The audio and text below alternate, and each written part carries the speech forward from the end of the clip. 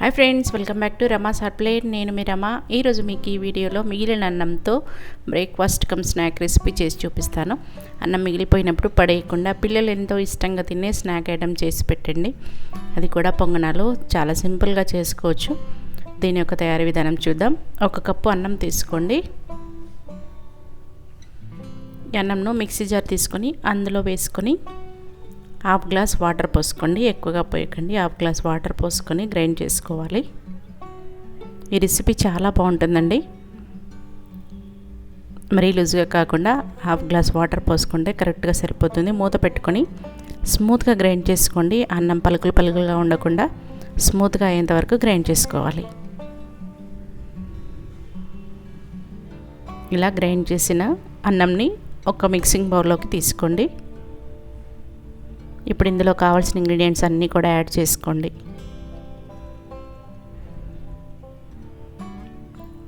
Half cup రవ్వ తీసుకోండి. బొంబాయి రవ్వ, ఇది ఉప్మా రవ్వ. రవ్వ వేసిన తర్వాత ఒకసారి బాగా మిక్స్ చేసుకోండి. ఇప్పుడు ఇందులో 1 కప్పు నీళ్లు పోసుకొని కలుపుకోండి. రవ్వ ఎక్కువగా నీళ్ళని పీల్చుకుంటుంది కాబట్టి 1 కప్పు నీళ్లు పోసుకొని మిక్స్ చేసుకోండి. అన్నంతో పాటు బొంబాయి రవ్వను కూడా గ్రైండ్ చేసుకోవచ్చు కదా అని కొందరికి డౌట్ వస్తుంది. కానీ అలా చేస్తే పొంగనాలు అనేవి పిండిగా అవుతాయి కాబట్టి గ్రైండ్ చేయకండి.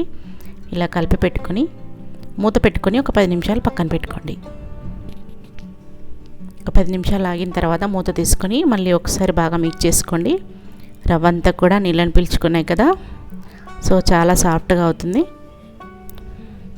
ఇప్పుడు ఇందులో తరిగిన ఉల్లిపాయ సన్నగా తరుక్కొని వేసుకోండి. ఒక పెద్ద సైజు అయితే సరిపోతుంది.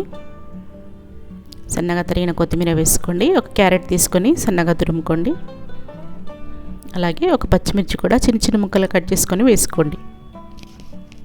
ఇవన్నీ వేసిన తర్వాత కొంచెం ఉప్పు వేసుకోండి. ఉప్పు వేసుకొని బాగా మిక్స్ చేసుకోండి. క్యారెట్, కొత్తిమీర, ఉల్లిపాయలన్నీ మిక్స్ అయ్యేలాగా బాగా కలుపుకోవాలి. ఇవన్నీ కలిపిన తర్వాత లాస్ట్లో ఒక పావు టీ స్పూన్ వంట సోడా కలుపుకోండి. ఎక్కువగా వేయకండి, పావు టీ స్పూన్ అయితే సరిపోతుంది. మొత్తం అంతా బాగా మిక్స్ చేసుకోండి. ఇప్పుడు ఒకటి పోపు గిన్నె పెట్టుకొని అందులో 1 టేబుల్ స్పూన్ నూనె వేసుకోండి.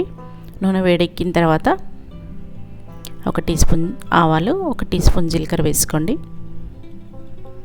అలాగే ఒక పచ్చిమిర్చి చిన్న ముక్కలు కట్ చేసి వేసుకోండి. సన్నగా తరిగిన కరివేపాకు కూడా వేసుకొని కలుపుకోండి. ఇలా పోపు వేసుకొని చేసుకుంటే పొంగనాలు అనేవి చట్నీ లేకుండానే తినొచ్చు. టేస్ట్ కూడా చాలా బాగుంటాయి. అంతా మిక్స్ చేసుకొని స్టవ్ ఆఫ్ చేసుకొని పిండిలో పోపు పెట్టుకున్నది వేసుకొని కలుపుకోండి. మొత్తం అంతా మిక్స్ చేసుకోండి. ఇప్పుడు స్టవ్ మీద గుంత పొంగనాల ప్లేట్ పెట్టుకొని నూనెను అప్లై చేసుకోండి. తర్వాత ఇందులో కలిపి పెట్టుకున్న పిండిని ఒక్కొక్క టేబుల్ స్పూన్ చొప్పున వేసుకోండి. మరీ నిండుగా కాకుండా అవన్నీ ఫిల్ అయ్యేలాగా ఫిల్ చేసుకోండి. సిమ్లో పెట్టుకొని చేసుకోండి. అన్నీ ఫిల్ చేసిన తర్వాత మూత పెట్టుకొని సిమ్లో ఒక 5 నిమిషాల వరకు ఉడికించుకోండి. హై ఫ్లేమ్లో పెట్టుకుంటే లోపల ఉడకకుండా అలాగే ఉండిపోతుంది.